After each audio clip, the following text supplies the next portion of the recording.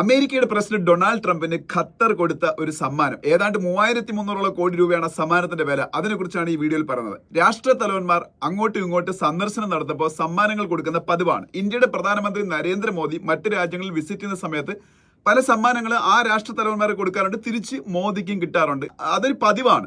ഇപ്പോൾ ഇന്ത്യ മറ്റു രാജ്യങ്ങളിലേക്ക് ഇന്ത്യയുടെ പ്രധാനമന്ത്രി പോകുമ്പോൾ കൊടുക്കുന്ന സമ്മാനങ്ങൾ എന്ന് പറഞ്ഞാൽ ഇന്ത്യയുടെ പ്രശസ്തമായ മോണുമെന്റുകളുടെ എന്തെങ്കിലും രൂപങ്ങൾ, ഇപ്പോൾ താജ്മഹലിന്റെ അങ്ങനെയൊക്കെയുള്ള സംഭവങ്ങൾ, അല്ലെങ്കിൽ കരകൗശല വസ്തുക്കൾ, ഫേമസ് ആയിട്ടുള്ള സാരികളൊക്കെ ഉണ്ട് അല്ല ഇന്ത്യയിൽ, അതൊക്കെയാണ് രാഷ്ട്ര തലവന്മാരുടെ ഭാര്യമാർക്കൊക്കെ കൊടുക്കുന്നത്. ഇതുപോലെ തിരിച്ച് ഇന്ത്യയുടെ പ്രൈം മിനിസ്റ്ററും പ്രസിഡന്റും ഒക്കെ കിട്ടാറുണ്ട്. ഇത് അവർ ചെയ്യുന്നത്, ഇത് രാഷ്ട്രത്തിന്റെ സ്വത്താണ്, അവർക്ക് സ്വന്തമായിട്ട് എടുക്കാൻ പറ്റത്തില്ല. അത് ലേലം ചെയ്ത് ഇന്ത്യക്ക് മുതൽ കൂട്ടുകയോ അല്ലെങ്കിൽ ഇന്ത്യയുടെ മ്യൂസിയത്തിന് സംഭാവന ചെയ്യുകയാണ് ചെയ്യുന്നത്. ഇപ്പൊ പാകിസ്ഥാന്റെ പ്രധാനമന്ത്രി ഇമ്രാൻഖാൻ ജയിലിലാണ്, നമുക്കറിയാം. അദ്ദേഹത്തിനെതിരെ അവിടുത്തെ പട്ടാളം, അവിടുത്തെ സിവിലിയൻ ഗവൺമെന്റിനെ കൊണ്ട് ഒരുപാട് കേസുകൾ ചാർജ് ചെയ്തിട്ടുണ്ട്, നൂറുകണക്കിന് കേസുകൾ. അതിൽ ഒരു കേസ് എന്ന് പറയുന്നത് ഇമ്രാൻഖാന് റോളക്സ് വാച്ചുകളും റാഡോ വാച്ചുകളും അങ്ങനെയുള്ള വിലപിടിച്ച സമ്മാനങ്ങൾ പലയിടത്തും പോയപ്പോൾ കിട്ടി.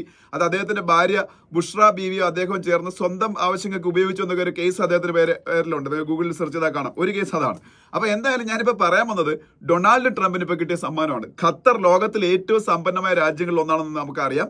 ഏഷ്യയിൽ തന്നെ ഏറ്റവും സമ്പന്നമായ ഒരു രാജ്യമാണ് ഖത്തർ. ഖത്തറിന്റെ രാജകുടുംബം ആണ് ഖത്തർ ഭരിക്കുന്നത്. ഖത്തറിന്റെ രാജാവിന് അവിടെ എമിർ എന്നാ പറയുന്നത്. ഖത്തറിന്റെ എമിറിന്റെ പേര് Sheikh bin Tamim Hamad Al Thani എന്നാണ്. അപ്പൊ അദ്ദേഹം ഇപ്പോൾ ഡൊണാൾഡ് ട്രംപ് ഖത്തർ വിസിറ്റ് ചെയ്ത സമയത്ത് 3300 കോടി രൂപ വരുന്ന ബോയിങ് 737 വിമാനമാണ് സമ്മാനമായിട്ട് കൊടുത്തത്.